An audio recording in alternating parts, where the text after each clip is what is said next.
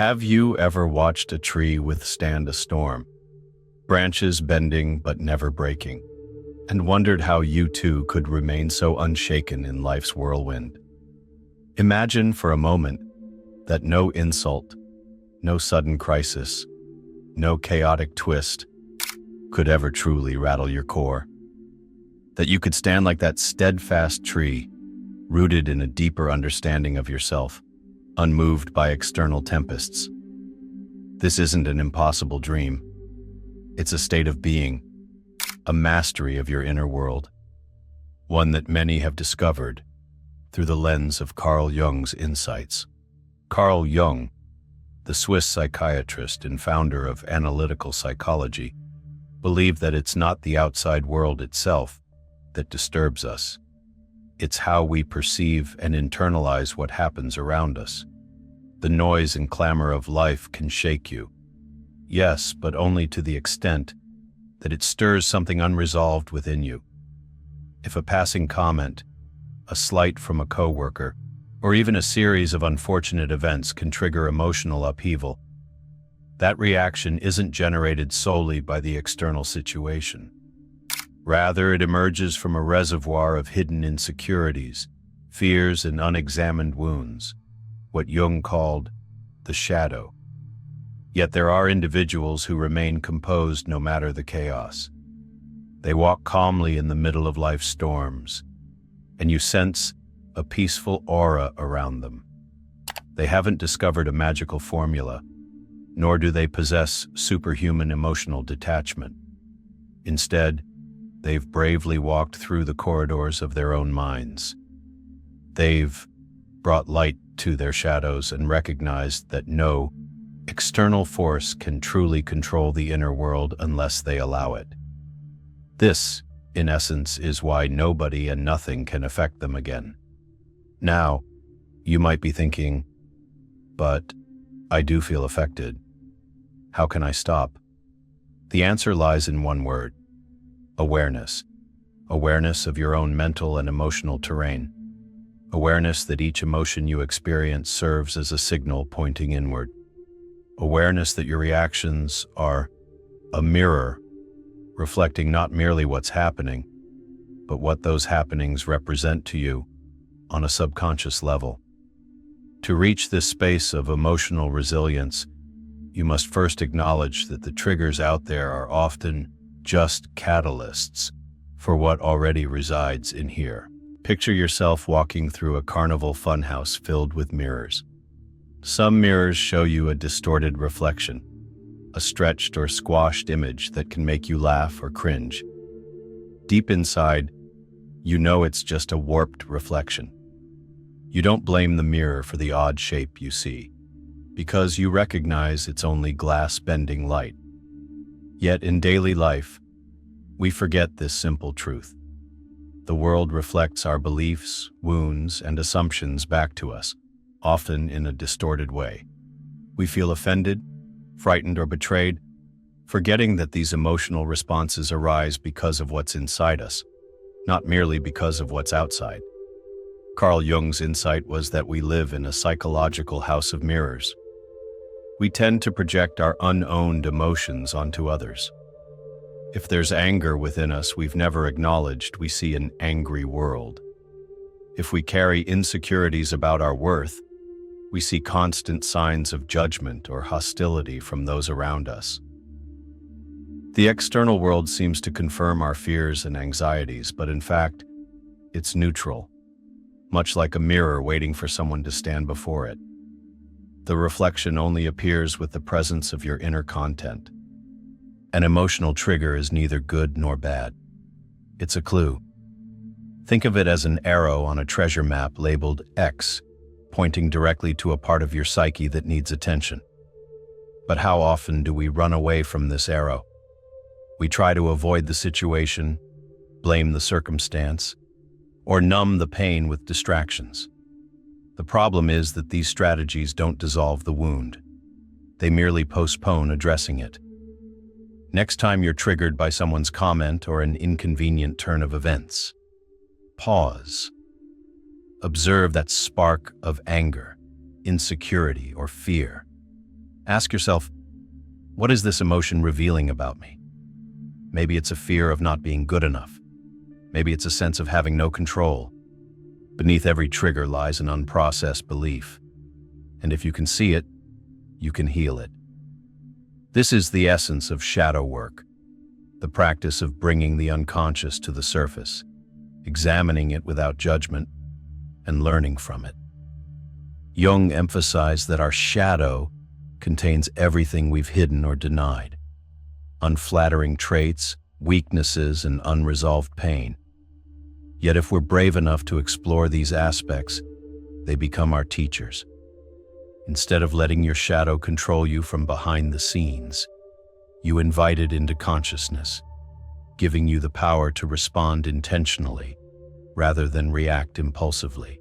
While Jung's concepts delve into the depths of the psyche, modern neuroscience echoes a similar truth. Emotional reactivity is a habit that can be changed. Each time you respond to a trigger with anger, frustration, or panic, neural pathways in your brain become more ingrained. Your brain learns, in situation X, react with Y. But the mind is malleable.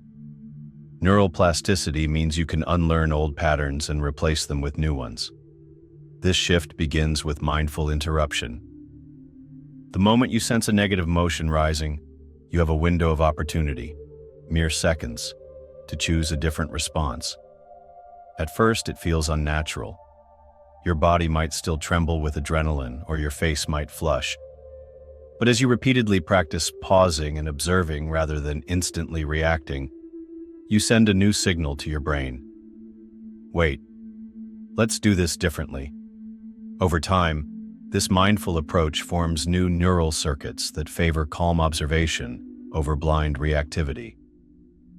Buddhist philosophy often states that pain is inevitable, but suffering is optional. Jung might add that suffering is fueled by our attachments, our need for external control, validation, or approval. When you cling to the illusion that everything should go your way, or that others must always see you as valuable, you set yourself up for disappointment. Life is changeable. People's opinions shift like the wind. External circumstances rarely hold still. If you're anchored to approval or certainty, any shift can feel like a betrayal. The suffering doesn't come just from the shift itself, but from your refusal to let reality unfold freely. By learning to release this attachment, by recognizing that you cannot control how others perceive you, nor can you control every outcome in life, you free yourself from a massive burden. You stand more firmly, like the unshaken tree in the storm, because your inner worth doesn't sway with each gust of wind. Letting go doesn't imply passivity or indifference. It means choosing trust over fear. Trust that life is not out to get you, that each event holds a hidden lesson or a path to growth, and that ultimately, you can adapt and thrive no matter what. When you stop gripping so tightly to how things should be, you gift yourself room for spontaneity and flexibility. This shift involves a deliberate reframing.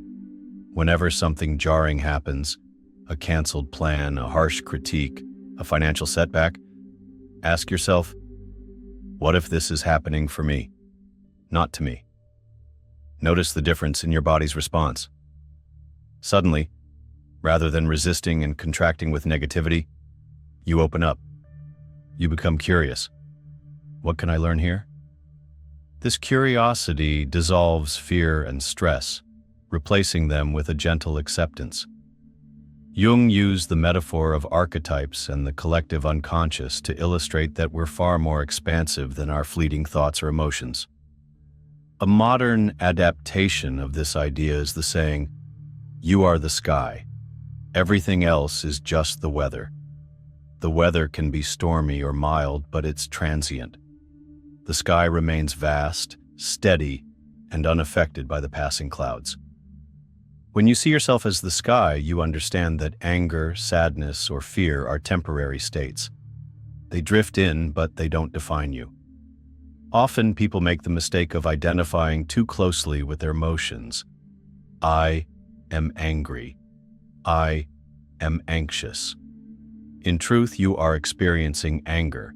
You are experiencing anxiety. But these states do not capture the totality of who you are. This subtle shift in language is powerful. It reminds you that your essence is unshakable, even as waves of emotion ebb and flow. Emotional resilience is your capacity to experience life fully, its pains and joys, while maintaining a centered sense of self. Think of resilience like a muscle. You strengthen it through consistent practice. One of the easiest ways to begin is through daily mindfulness or meditation. Sit quietly for a few minutes each day, observe your breath, and watch thoughts come and go. When you notice yourself getting hooked by a thought, perhaps planning dinner or reliving an old memory, bring your attention gently back to your breath. This repetitive act of noticing and refocusing trains your mind to remain anchored in awareness, rather than drifting into reactivity. Over time, what you practice in a calm, seated meditation transfers into your everyday interactions. At work, you'll notice the early signs of stress. Maybe your shoulders tense or your heart rate speeds up. Instead of letting frustration escalate, you recognize it, take a deep breath, and respond more skillfully. Step by step, you rewire your mental habits, gradually becoming that person who seems unruffled no matter the chaos. Imagine your unconscious mind as a vast basement filled with boxes, some neatly labeled, some sealed shut and never opened. These sealed boxes represent the aspects of yourself you'd rather not acknowledge: jealousy, resentment, shame, guilt, fear. Because these elements are hidden, they shape your behavior from the darkness. They flare up when someone criticizes you or when you fail at a goal. You find yourself taking offense or feeling worthless, seemingly out of nowhere. Shadow work means bringing those boxes into the light, opening them up, and facing whatever's inside. Yes, it's uncomfortable. It may even feel painful. But the moment you see the content clearly, you reclaim your power. For instance, if you open a box labeled fear of abandonment, you might recall childhood moments where you felt alone or unwanted. Recognizing that you carry this fear explains why you react so strongly when someone cancels plans or seems distant. Once you see that link, you can address the root cause, which drastically reduces the intensity of your future reactions. Jung often spoke about projection, when we attribute our unacceptable thoughts or feelings to someone else. Picture a film projector in a dark room. The projector itself holds the images, but we see them played out on the screen across the room. Similarly, you hold certain beliefs, attitudes, and unresolved emotions inside you, but you see them appear out there in other people's actions or the world's events. It's far easier to blame the screen than to examine the projector. But what if you realize that every time you're upset, it's an invitation to look at your own inner reels?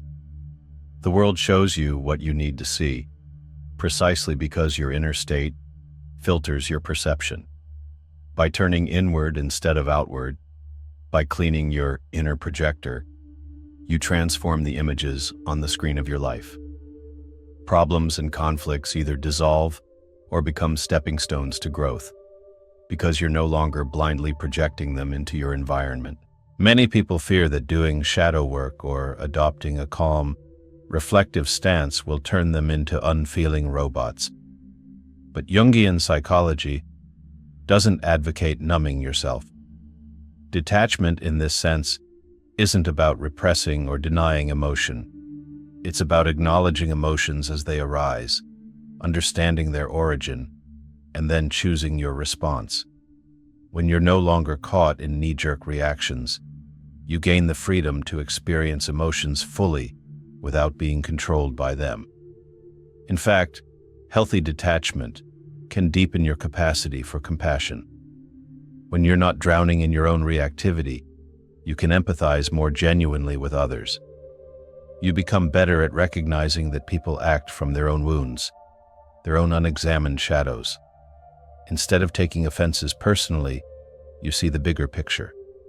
This perspective fosters forgiveness and understanding, both for others and for yourself. The moment you feel triggered, internally, name what you're experiencing. I feel anger, or I feel fear. This labeling creates a gap between you and the emotion, reminding you that it's a passing state, not your identity. Emotions often manifest as physical sensations. A tightening in the chest, a knot in the stomach, tension in the jaw. Direct your awareness to that physical location. By doing so, you ground your attention and soften the intensity of the emotion. Take a few deep breaths. Notice the swirl of thoughts and the bodily sensations. Instead of labeling them as bad or trying to chase them away, simply witness them. Ask yourself, what is this teaching me? Recognize you have options. You can speak calmly, you can ask for a moment to think, or you can even choose silence. Real power lies in that moment of choice. Acting from awareness prevents regrets that come from impulsive reactivity. When the situation is over, journal about it. What did you feel? Why did you feel it? Did it connect to a past experience or belief? This reflection cements your learning and helps you catch triggers more readily next time. You've likely noticed that when you change your approach, the people around you often behave differently.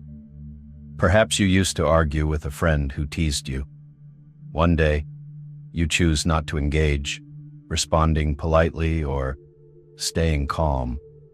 You might find that your friend loses interest in provoking you. In larger contexts, too, your environment can shift as you do. It's as if the external world is waiting to mirror the adjustments you make within yourself. This principle underscores how powerful inner work can be. When you stop reacting impulsively, you radiate a calm, stable energy. People sense that they can't easily rattle you, and they unconsciously respond to that strength. Opportunities sometimes open up because you're no longer bogged down by reactivity or fear.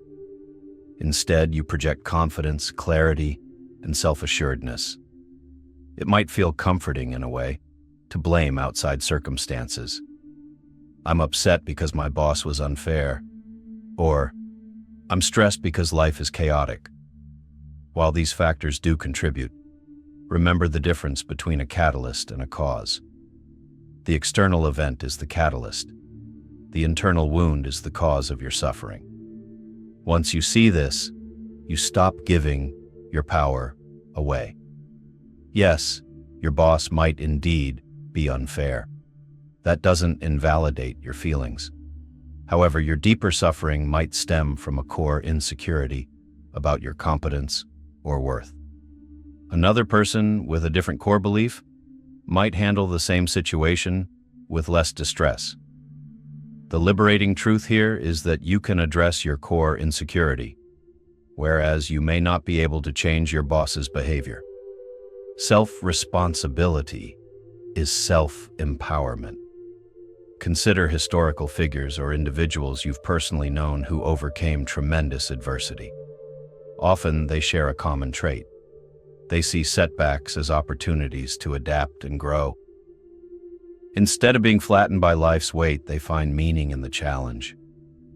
Viktor Frankl, though not directly a disciple of Jung, famously wrote about discovering meaning even in the horrors of a concentration camp. If meaning can be found there, it can be found in traffic jams, criticism, or heartbreak. The key lies in your attitude and your choice to see growth in every situation. Carl Jung might frame it this way: everything you encounter can further your individuation, the journey of becoming your most authentic self. Each challenge reveals another layer of your shadow or points you to a necessary truth about yourself. No moment is wasted if it's used to deepen your understanding of who you are. A powerful practice is to imagine you're an observer watching yourself live, not in a dissociative or detached from reality way, but from a place of gentle curiosity. How do you stand? How do you speak? What emotions ripple across your face? By tuning into your own presence, you cultivate a state of mindful observation. This vantage point helps you catch reactivity before it takes over. When a stressful situation arises, you can momentarily step into the observer's perspective. Interesting. My heart is pounding. My thoughts are racing. I want to yell. By naming these observations, you create space. In that space is your power. You can decide not to yell, not to indulge the frantic thoughts, but to center yourself. The more frequently you do this, the more natural it becomes to remain calm, even under pressure. As you walk this path, remind yourself often that growth is a process. There might be days you lose your temper or feel overwhelmed. That's okay. Forgive yourself. The fact that you notice is already progress. True transformation doesn't come from never falling. It comes from learning to rise more gracefully. You have a mind capable of self-awareness and a spirit resilient enough to endure life's storms. Jung would assure you that every misstep is part of the individuation journey, a nudge toward greater wholeness. The more you step back and observe your reactions, the more you refine your inner world. Over time, you'll notice that insults don't bite as hard, chaos doesn't unravel you, and fears lose their sting. In essence, to ensure that nobody and nothing will affect you again. You don't need to dominate others or control every event. You need to master your own perceptions, heal your hidden wounds, and release the tight grip of external validation. Each time you choose reflective awareness over impulsive reaction, you claim a piece of your inner strength. Each time you face a shadow aspect, admitting a fear, a latent resentment, or an unhealed hurt, you integrate more of yourself and stand on firmer ground. This isn't about becoming emotionless. It's about being sovereign over your internal kingdom. When doubt arises, greet it with curiosity. When anger flares, examine it with compassion. When anxiety surfaces, hold it with patience. In doing so, you become the calm eye in the center of the storm, still fully alive, yet unshaken by the gale force winds that blow through the surface of daily existence. So, pause now. Feel the stillness within you. Let that stillness speak. It whispers, I am the sky, and these thoughts are passing clouds. In this moment, consider all the outer circumstances that have troubled you recently. Reflect on the triggers, the reactions, the pains. Ask yourself, what are they revealing about my inner world? Instead of turning away or blaming, choose to turn inward. Look at the reflection honestly, let yourself feel it, and then gently allow it to pass. Embrace the process of becoming more aware. Step by step, day by day, you are cultivating the freedom to remain unmoved by external chaos. You are building the emotional resilience that can only come from understanding your triggers, embracing your shadow, and trusting in your expansive nature. When you reach the point where your sense of self is not contingent on external circumstances, you'll find a profound peace that can't be shaken by storms or insults. You'll know in the depths of your being that nobody and nothing can truly affect you again, because you stand rooted in self-awareness, guided by your inner truth, and illuminated by the insights that Jung so passionately championed. Every challenge you face, every mirror that life holds up, is a chance to deepen this unwavering calm. Cherish these opportunities. Let them guide you into the fullness of who you are. That unshakable strength, rooted in conscious observation, free from the need to blame or control. will not only transform your life, but inspire those around you to seek their own inner mastery. And that, in the end, is the quiet power of one who has learned to stand firmly in the midst of any storm, anchored by the everlasting truth of the self.